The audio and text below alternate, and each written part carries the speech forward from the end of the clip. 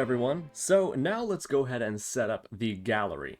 The gallery is going to be used for whenever we have sort of cinematic moments that happen in the visual novel, and an image pops up on screen showing what's going on in that moment, we can add that picture to a gallery which we can go back and look at a later time. The gallery is usually available from the main menu, and in that you can find all the different sequences where there have been special graphics, maybe backgrounds, or maybe some graphics that come on screen at different cinematic points. But either way, they're available and you can go to them at any time and then see what those graphics are all about. So to set this up, we're first going to want a page where we can access our gallery. So if we come into the Veeam controller, under Render Groups, Main, let's go into Root, and under the overlay, let's add a new menu for our gallery. This will be separate from the other menus, and it'll only be available from the main menu. So I'm going to set this into place similar to how I did the confirmation menu. I'll duplicate the background from my menus, and use that as the background for my gallery, making sure that on the gallery object I have a canvas group so I can fade it in and out. Then of course I'll add a title to the top saying that we are looking in the gallery. Then I'm going to have a little section where I can have different gallery images stacked on top of each other, and from there I can click on each image that I want to see and have it show up in full screen, but this will be the area in which those buttons will be displayed. Next, I'll have a second area down below which will be my navigation, so I can advance through the different pages of the gallery. Next, I'll add a little button in the top where I can exit out of this gallery section and go back to the main menu. And on the gallery images, the container for them that is, I'll go ahead and add a grid layout group, so that way I can stack the different gallery images in a grid layout. Next, if we just add an image in there, we should have it aligned to the upper left corner. If for some reason it aligns weirdly, just disable it and re-enable it. But then, let's go ahead and set the padding. So, let's make about 50 padding on all sides. And then we can change the cell size, so that way it's a bit more like the native resolution of whatever the screen will be. In my case, 1920 by 1080, it's more of a rectangular shape, so I'm going to make my cell size a little more rectangular and just increase the overall size of this. So I create 1, 2, 3, 4, 5, 6, maybe we'll have 6 on each page. Then we can have spacing to set these things apart as well, and just figure out the best sizing for this. So maybe with the size of my screen I can fit more than 6. I could probably do 9, and then just let's adjust the scale a little bit. It's a little fat there. Maybe something of the sort. Once I've got a basic image down, I'm going to right-click it. This is not a button yet. This is just going to be the border for the picture. So I'll right-click this, create new UI, and make a raw image, because these gallery images are going to come from textures and not sprites. So this will just be an example so I can see what it is I'm looking at, and scale these things correctly. So I'm going to go into Graphics, under Gallery, and just choose one of the images that I have, which I'll choose Space 1.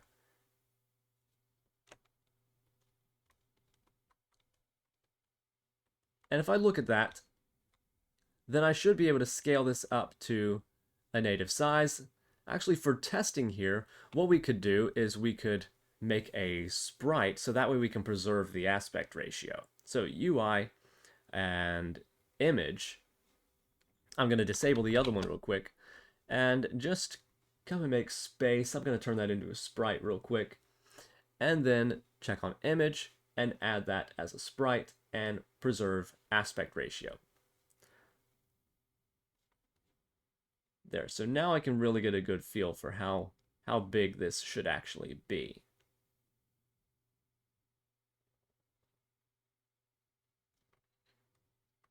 Which is something like that. So I can already tell I'm too wide, so I need to bring that down a little bit.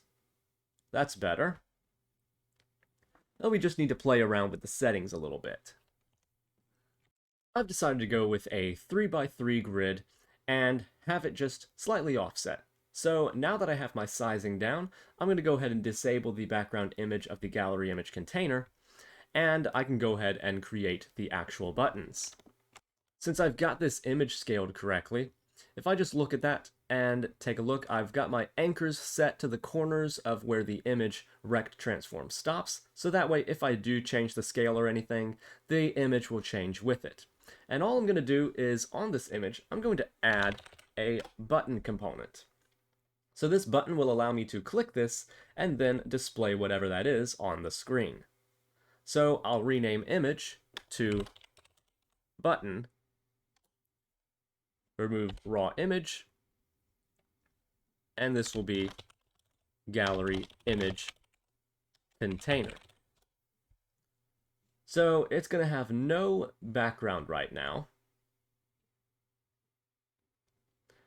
and it's just going to have a black color, indicating that there's no image loaded right there. So I'll go ahead and delete the other 8, and then just duplicate this one 8 times and fill up my gallery pane.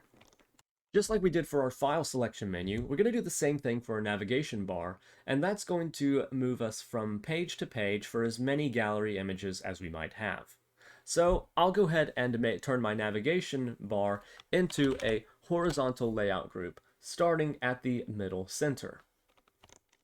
I've actually gone ahead and duplicated the page navigation menu from the save and load menu and just dragged that into my gallery menu and moved it into the navigation bar. Now I'll disable the navigation bar menu, and I can have as many of these as I needed to, with the 4 button of course aligning to the end with however many pages I may have. With that in place, we can now get to the gallery script and make this work. So inside of scripts under core, I'm going to make a new folder, create a new folder called gallery. Only this is going to be in core, not inside of that folder that I just put it in. So in core, we've now got gallery, and I'll go ahead and create a new C# script for the gallery menu.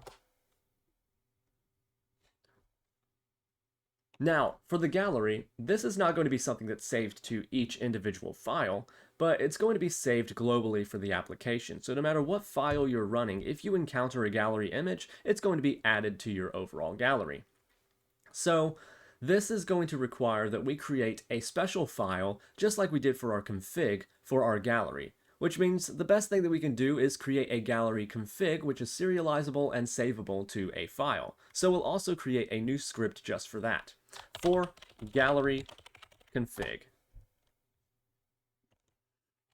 So for the gallery config, remove start and update, remove mono behavior, and make sure that this is a serializable class with system.serializable. The way that we're going to save this is we're going to save all of our images in a list. So that way it's easy to clear out that list and basically wipe out the gallery, or it's easy to add new images simply by adding whatever image it is to the list of strings. That list of strings will be the file names for the gallery images. So let's go ahead and make a public list of strings called unlocked images. These will be the images that are available to us in the file menu. Now, as far as where this file gets saved, let's do it like we did our config menu. Let's make ourselves a public static string, which will be called the file path. And that is going to equal a certain string, which will be at our file path dot root, followed by gallery dot VNG for visual novel gallery. That'll be our gallery file. Next, let's go ahead and create a static file that can be loaded on start and accessed by anything else to go ahead and add new images to the unlocked list. That way, when we encounter a point in the scene, we can just access the active file and then unlock a new image. So let's make a public static gallery config active config. And let's go ahead and make a way to load this file into the game. We'll do everything through the class because it's only going to be tied to one object, which will be the static active config. So we'll just make our function static as well. So that way we can access it from anywhere and do what we need to do. The first of which is going to be public static void load for loading it from file. So let's check if file from system.io file.exists. Let's look for the file path. If that file exists, then we're going to say that we are just going to load it into our active config. So active config equals file manager dot load, and we're going to load it as the type of gallery config from the path file path. And of course encrypt whether we're going to encrypt it or not. So public constant bool encrypt equals false for right now. And I'm just going to say encrypt equals whatever encrypt is. If the file does not exist, then active config equals new gallery config. Alright, so as far as writing this to file, let's go ahead and make a save function. That save function is going to be very simple. We just do public static void save, and in one line we can go ahead and say file manager.save, and we're going to save file path and specify JSON utility dot to JSON this. Oh, actually, no, not this. It needs to be active config. The active config is the one that we're saving. So we'll go ahead and save the active config, any changes that have been made, and make sure that if we're encrypting, that we will go ahead and encrypt the file when we save it. Okay, now let's go ahead and make a way where we can erase the file, if we ever wanted to do that. Public static void erase. So we'll go ahead and say, let's take a look and just see if the file exists before we try to remove it. So when we remove it, basically we're just going to save a new one over top of it and empty it out. So we're erasing its contents basically. So let's go ahead and check. It's not going to be expression. We're going to do if file. We're going to check if active config equals null. If we don't have a config currently, then active config equals new gallery config. And then if we do, or if we didn't, active config dot unlocked files or unlocked images equals a new list, and then save. So we're basically just emptying it, clearing it, and saving a new file. Okay, now let's go ahead and do what we will do to unlock an image, which is basically just adding a new file name to this unlocked images list. So let's make a new function, public static void called unlock image, at which point we will take a image name, and let's check if active config equals null, then active config equals new gallery config, just be on the safe side. And if not, active config dot unlocked images dot contains image name, then we'll go ahead and say active config dot unlocked images dot add the image that we're going for, and we'll immediately save the file. So we've unlocked an image and we've saved the change to a file.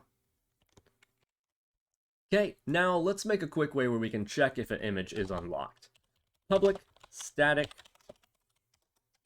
bool image is unlocked. And string image name. Actually, one quick thing. Instead instead of just creating a new one when we're trying to unlock an image, let's instead say if we don't have one, let's try to load. Because if we load, then we are either going to create a brand new one or we're going to load the one that is currently saved to file. So I think that's a better option. If we save, then we'll go ahead and say, well, it doesn't really matter for erase because we're making a new one anyway, but for unlocked images, yeah, we want to make sure that we load it if it's not active. Now, if image is unlocked, let's check. If active config equals null, well, then let's try to load it. Let's make sure that we actually have the right one. And then return active config.unlockedImages.contains image name. And that's basically it for our config. That's all we need for the gallery configuration, so now we'll go on to the gallery menu and make it use this information and display the images onto the screen. Okay, so the first thing that we want to be able to do with this gallery menu is make it appear on screen. We've got a canvas group on the main element, so let's just go ahead and link that here. Let's do serialize field, private canvas group, and this will be the, I'll call it the root, and then private canvas group controller, root, CG. On start, we're going to say root CG equals, we'll go ahead and create a new one, equals new canvas group controller, this as the owner, and root as the canvas group being manipulated. Next thing that we want is a list of all the buttons, so that way we can populate them. So let's go ahead and do serialize field and make a private array of buttons. And this will be our gallery preview buttons. Of course, we need to use the Unity Engine .ui namespace to use the button. And then depending on how many images we have, we may need additional pages. So we may also want a reference to the game object, which will be for our navigation button, those numbered pages. So we can have panel selection button prefab. And we'll also want the next and back button in case we don't need to show them. We want to be able to hide them. So game object, next button. As a matter of fact, I might turn these into button instead of game objects. So next button, and then previous button. So I'll go ahead and select gallery and make sure that I got my gallery menu on there. Move gallery to the canvas group. Gallery preview buttons, I want to make sure that I drag in all of the gallery images here. So I will lock down this inspector and then shift select all of my image containers and drag them into the gallery preview buttons, which doesn't look like it's letting me do that for some reason. Oh, right, because these are the images, not the buttons. So I just need to grab the buttons instead. So grab all these individual buttons, whoops, right there, then drag them in. There we are. And just make sure they're in the right order. Which they are. Next, I also need the panel selection button prefab, which would be this page button, that number 1. So that way I can duplicate that and add different pages if I need to. And then we'll have the back button as the previous button and the forward button as the next button. Again, back button being the back arrow and next button being the forward arrow. Next, how about when we go to click an image? We want it to fill the whole screen, don't we? So in addition, on our gallery, we can also create another panel. And this panel is going to be the preview panel. Inside the preview panel, I'm going to make a new button.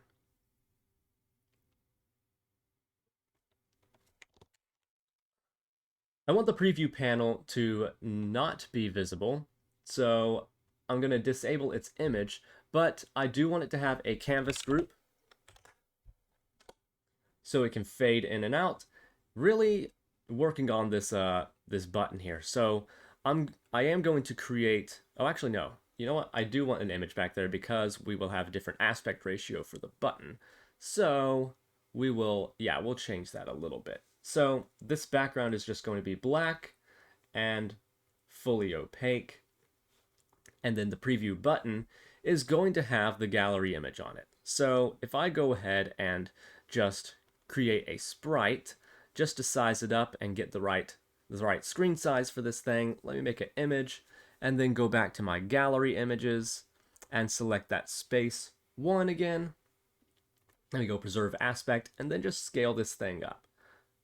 I should actually, since it's 1920 by 1080, I should just be able to scale it to the size of my actual window and all will be good. But in case you're doing something else, something particular, you would want to scale this and just have it inside of the background. But I'm going ahead and scaling it to the full size of my screen, which works just fine.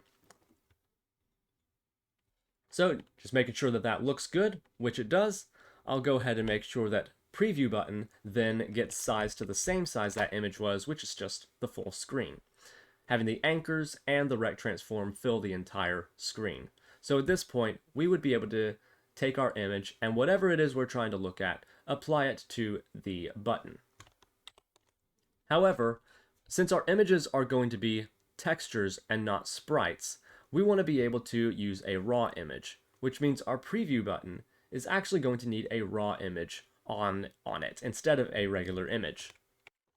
Good thing is the button just uses a graphic component, which means we can swap it out easily. Let's remove image and then let's add a raw image, and then just make sure that raw image is the one that is selected in the target graphic. So now we could take in any of the pictures and we could drag those in instead and have our gallery work. So I want access to both of those things. I want the preview panel so I can fade it in. So I'll do a serialized field, private canvas group preview panel, along with a private canvas group controller, preview panel CG, and I will make sure that preview panel CG equals a new canvas group controller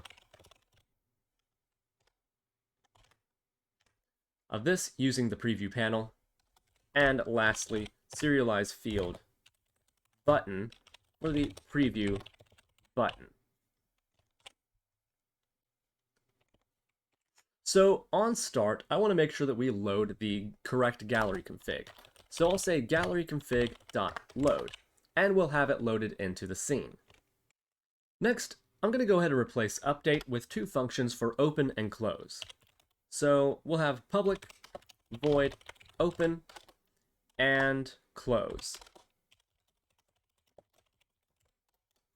What open is going to do is open is going to say root cg dot show, and close will say root cg dot hide. Now we also need to initialize this with the images that should be on screen when we open this. So let's make a private void called initialize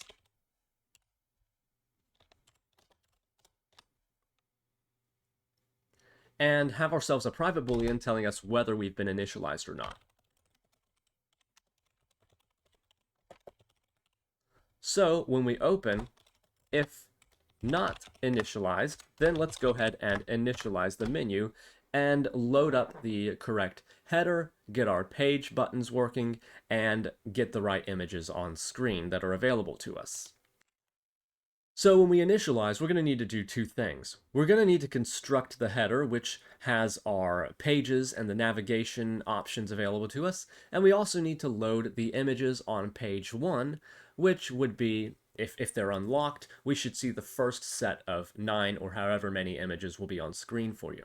So let's make sure that we initialize, we set initialize to equal true, and then let's do that. Let's go ahead and make the functions to construct the navigation bar. So private void construct nav bar, and let's call that construct nav bar, and then let's also load the page 1. So private void load page followed by int page number,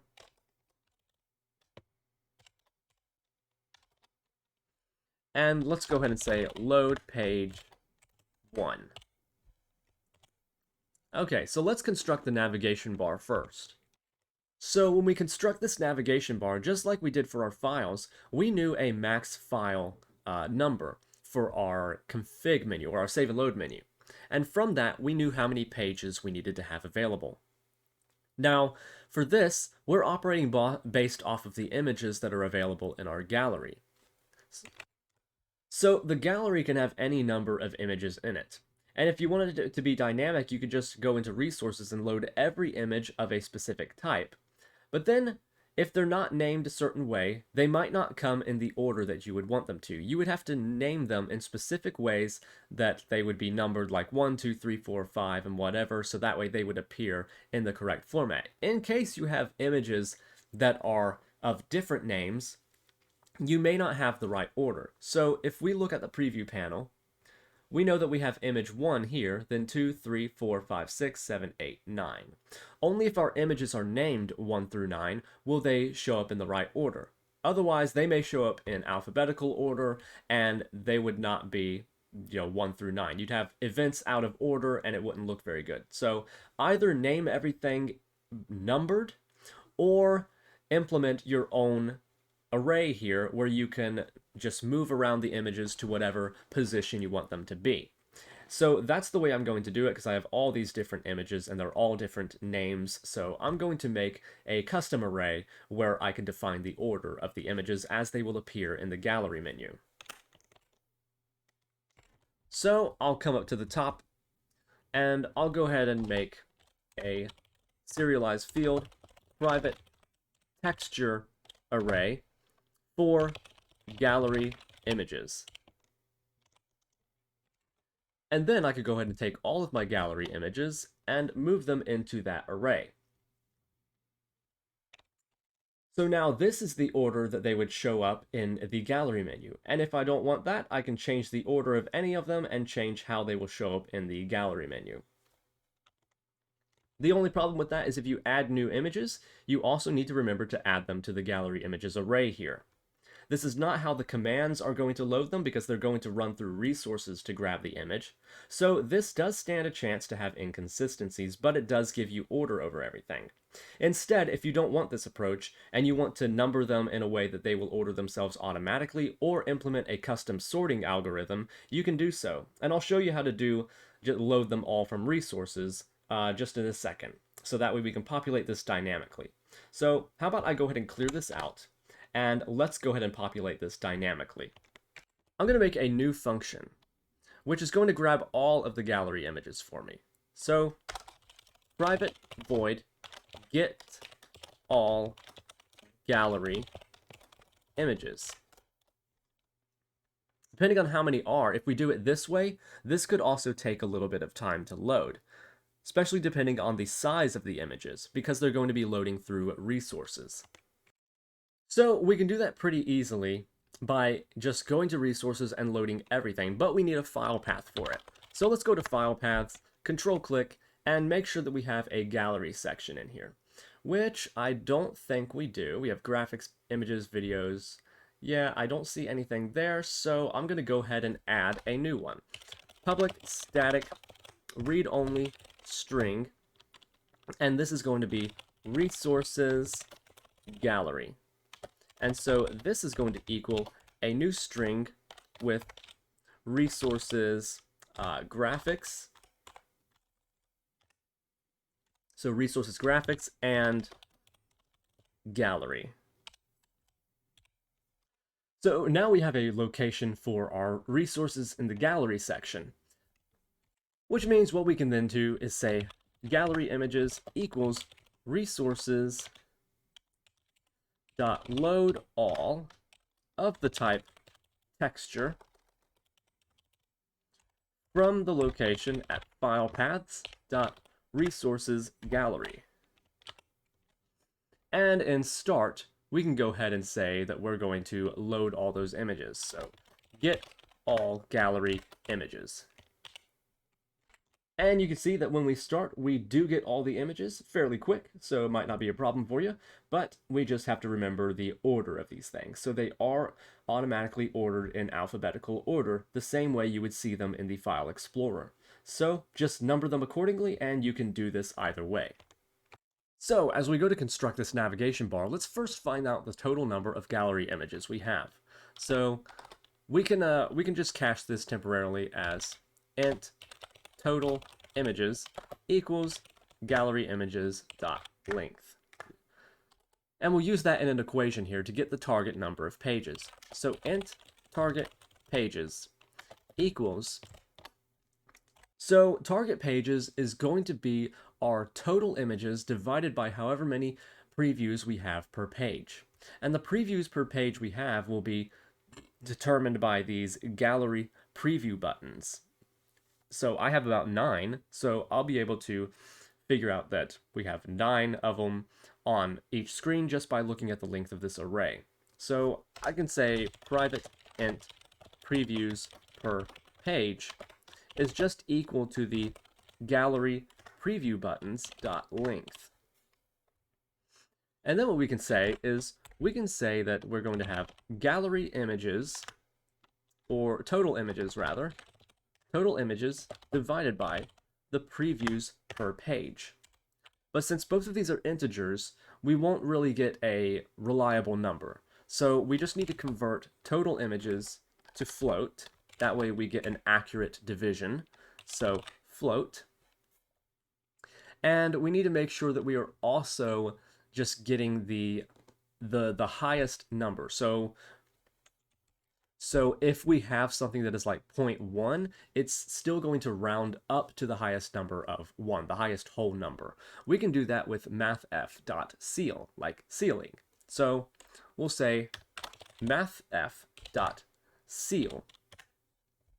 And we need to make sure that we convert this into an integer just to make sure that we are not getting any kind of float, but we will get the total number of pages that we need to display all of the images available to us. So now that we've got the total target pages, let's iterate through this list and get all of the buttons, create them, and assign whatever page it is that we're working on to be the text of that button, and display what page it is we would be visiting if we click on that button. So for int I equals, we're going to start I at 1, because we're just going to be setting I as the page number. So I equals 1, 1 is our first page, while I is less than or equal to target pages, I++. Now let's go ahead and grab the GameObject button. Let's go ahead and say GameObject button object equals instantiate. We're going to instantiate the prefab, so the panel selection button prefab, which is that a button? Sure is. So let's say GameObject button prefab by the panel selection parent. So panel selection button prefab dot transform dot parent. We're going to parent it to the same navigation menu. Now let's go ahead and get the button component that's attached to it. So button equals button ob dot get component, and look for button. But we just need to make sure that it's active. So button ob dot GameObject dot set active. Oh, it's actually, yeah, that is a GameObject. So set active true. That way we can get the component. Okay, and let's also get the text component that's a child of it. So text mesh pro UGUI txt equals button dot get component in children of text mesh pro UGUI. From there we can say button ob dot name. This isn't really important, but it will be good for visuals inside of the inspector. So we'll just name the button object to whatever page it is, then int page equals I, and we'll go ahead and say button dot on click. Whenever we click it, we want to make sure that we execute an event So we'll add a listener, which is going to execute load page, followed by the page. Again, just like we did for our save and load menu, we can't pass in I directly because I will increment, and then load page will call the wrong value. So we cache it first, and then we're fine. So we load the page if we click it, and then txt.text equals I.toString. And that should create our navigation bar just fine. To test, on start we can go ahead and open it. So we can say open, and then we should see everything populate for us. So if we come to the navigation bar and just disable the first page number, we can go ahead and play, and we should get however many pages we need. Okay, so since I have 22 images, I need 3 pages to display them. And of course, 3 times 9 is 27, but 2 times 9 is only 18. So yep, we need 3 pages. So looks good, and we would be able to take care of that. We just need to make sure that the next button becomes the last sibling. So that way it appears after the navigation buttons instead of weird looking like that. So let's go ahead and say next button dot transform dot set as last sibling. And then there we go. We get the page navigation buttons sandwiched in between. Let's also make sure on start that the preview panel is set to not be interactable and not block raycasts. And then page, I'm going to make sure that I just give it a different highlighted color so I know that I have selected it, or that I'm hovering over it. Make it a little more obvious.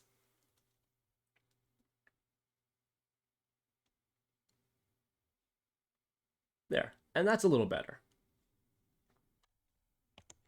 Now let's go ahead and add the load page logic.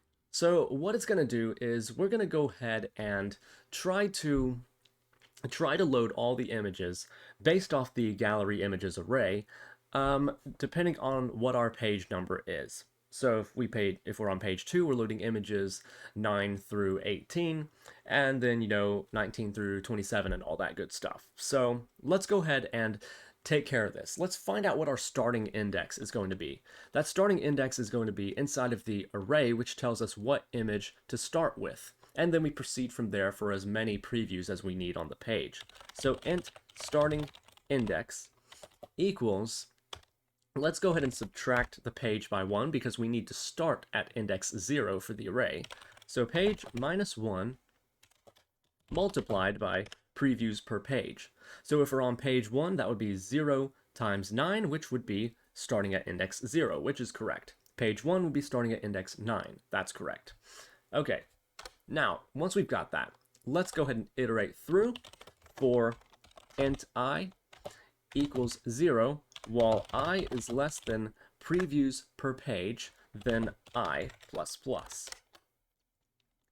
Okay, so int index equals I plus starting index. And now we know which image in the gallery we want to go for. So let's go ahead and get the button as well, the one that we're going to be changing.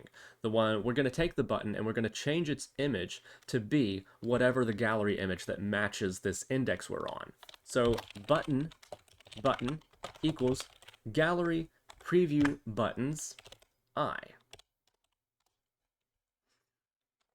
And let's check if we actually have a image, because we could have more slots than we have images available if we've made it to the last page, but we only have 3 images for that page. So if index is greater than or equal to gallery images dot length, then let's go ahead and say button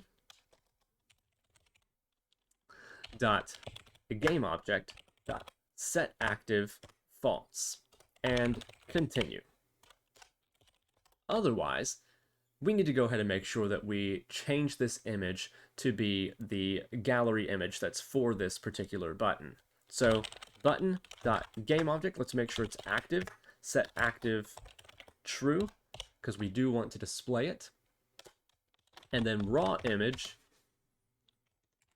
So we'll say that raw image, we'll call it renderer equals button dot target graphic. So we just need to make sure that it is as raw image. The target graphic would either be the image or the raw image, which we've swapped out, so that's how we can grab it without needing to get the component. And now, let's go ahead and grab the texture that we're looking for. So texture, preview image equals, this will be gallery images where we have loaded our galleries at the current index. But we just need to make sure that this is actually unlocked. So if gallery config.image is unlocked, we want to get it by the name of the image. So preview image.name. If that's unlocked, then we're going to go ahead and show it. So renderer.color equals color.white. So that way it is full white. If it's not unlocked, we're just going to make it black and you can't see anything. So render.color equals color.white, and renderer.texture equals preview image. If that's not the case, then renderer.color equals color.black to show that, you know, it's not there and it's not unlocked. There is an image that's supposed to be there, but it's not unlocked. So we could either set it to black or we could set it to a image showing that it is locked. And let's make sure that renderer.texture equals null, and we just won't do anything.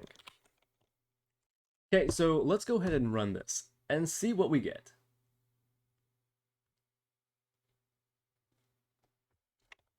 Okay, so let's go ahead and run this and see what we get. We should get a bunch of black images because nothing's unlocked, but then, null reference exception. That is the gallery menu. Wait a second. Oh, I thought I set that, but apparently I did not. I'm still using a image instead of a raw image. First of all, that's not going to work with our textures, and secondly, that's not going to work with the menu because it's looking for a raw image to apply the texture to. So I need to remove the raw image component off of all these things. I really thought I did that, but apparently not. Maybe I just went back. Maybe I Control-Z'd it for some reason. So I'm going to remove the image component, and I'm just going to add a raw image.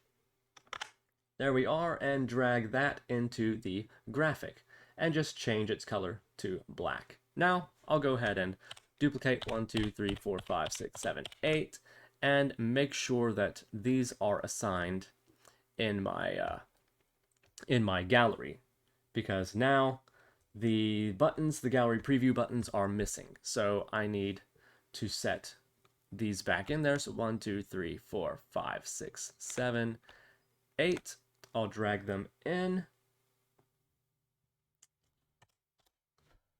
Go ahead and drag these in right there. There we go. So 1, okay, and now they're all back in. Okay, so now let's go ahead and try it. And we get no error. So we can see when we hit the third page that we are only showing 1, 2, 3, 4, because that's all that's remaining out of the 22 images here, but we're still seeing the background here. So instead of disabling the button, I need to disable the button parent. So that way we can show all of these things except for the ones that are not there, because we've only got 22 images, therefore the third page should only be showing 4, so we should just hide the rest of these. Okay, so first thing I'm going to do is I'm going to say button.transform.parent.gameObject.setActive and button.transform.parent.gameObject.setActiveTrue. Second thing I'm going to do is, just so we can see the images working, basically what this is going to do is it's just going to make it where only the buttons that can be populated with an image for that page will be visible. The other ones will be invisible. Next thing I'm going to do is in Start, just for testing, after we get all the gallery images, what I'm going to do is I'm going to go ahead and say that for each var image in gallery images, I'm going to go ahead and say gallery config.unlock image.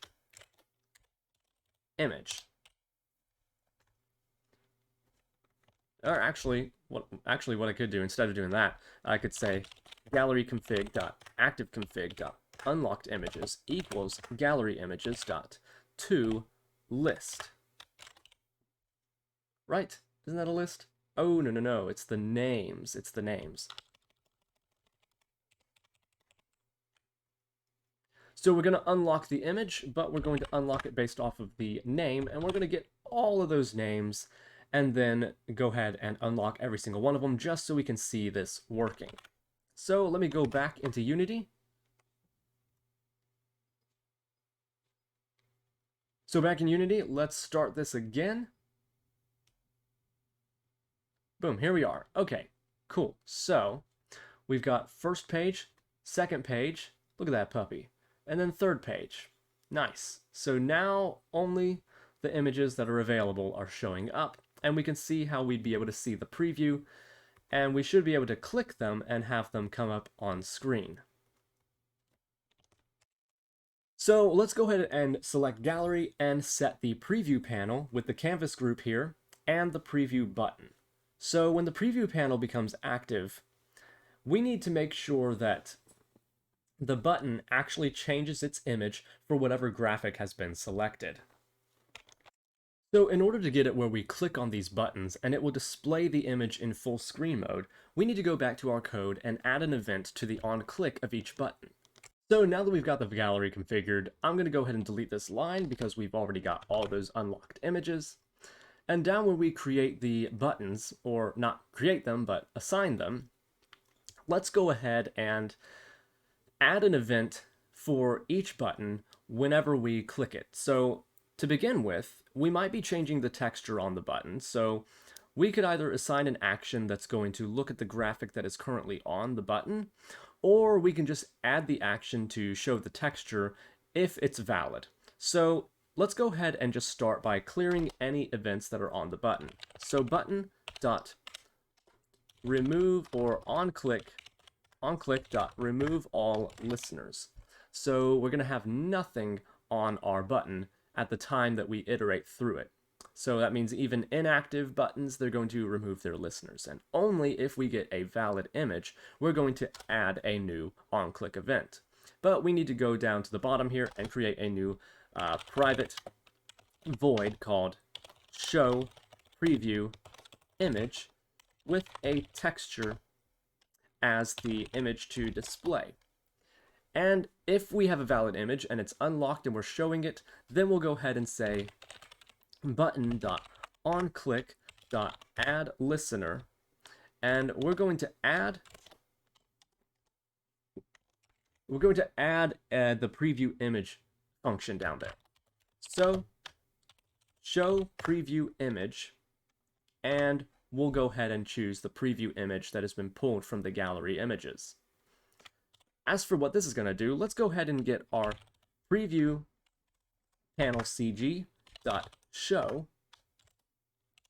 and let's make sure that before it reveals itself, preview button dot target graphic, let's get that as a raw image. So raw image renderer equals preview button dot target graphic as raw image. And then renderer dot texture equals image, and then we will reveal it on screen. So when we do that, if we click the preview button, which will occupy the whole screen, in other words, if we click anywhere, then we should hide the preview image. So public void hide preview image. And let's go ahead and say that preview panel cg.hide.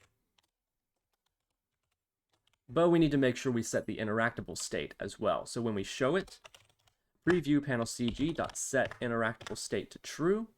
And when we hide it, preview panel cg.set interactable state to false. So let's go ahead and try this. I'm going to make sure I select my preview button, which, oh, this must be the one that I did. The raw image here. On click, if we click this button, then I'm going to select gallery, and I'm going to select gallery menu, and hide preview image. Okay, let's go ahead and give this a shot. Okay, so with our gallery open, now we should be able to click on any image and see the full screen image. If we click anywhere on screen, it goes away.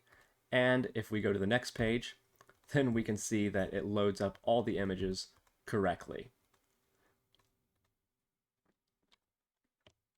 Now let's just link this up to the main menu. So instead of opening on start, we're going to close it. And we'll have the open function, so let's just go to the main menu and make sure that we open the gallery from there. I'm going to go ahead and turn off the opacity of my gallery, make sure it's hidden, and make sure my main canvas is visible. So if we go into the navigation bar here, actually, where is that?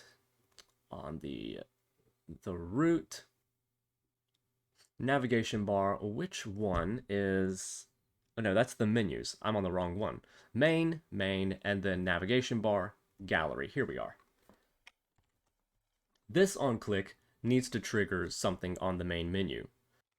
So if we come back to the main menu and look inside of the navigation bar here at the bottom, our gallery button has the on-click event, which we can add an event to, and then select our gallery object. Move it in there, select the gallery menu script, and choose open. Also for the gallery, I have that X button at the top, which will exit. So if I click the exit button, then I want to be able to close the gallery. So I'll select gallery again, and I'll choose gallery menu, and close. And now we should be able to open the gallery right from the main menu. So here we are, let's try open gallery. There it is, we got some kind of odd look there. It looks like it's not being interacted. Yeah, it's not interactable yet. Okay, so we need to change that. I just need to make sure that when I show it, I also say root cg.set interactable to true. And when I hide it, root set interactable to false. Then if we launch this, go to gallery, open it up, yep, there we are. And I can look at the images, go to the next page, look at everything, and I can even exit out and leave. Now we got a weird flashing effect there. So what we're seeing is just a transparency effect. So I'm not going to worry about that. But now let's go ahead and look at one more thing. Let's go to our data, into the game data, and now we have this gallery.vng file. So I could show that in the Explorer and choose to open this with some sort of application. I'm going to choose Atom here, and then open it in an editor. So if we look at this, view, soft wrap, we can see that all of the unlocked images are represented in this list format. So I'm going to go ahead and remove 18. Well, I'm going to remove all except for 19.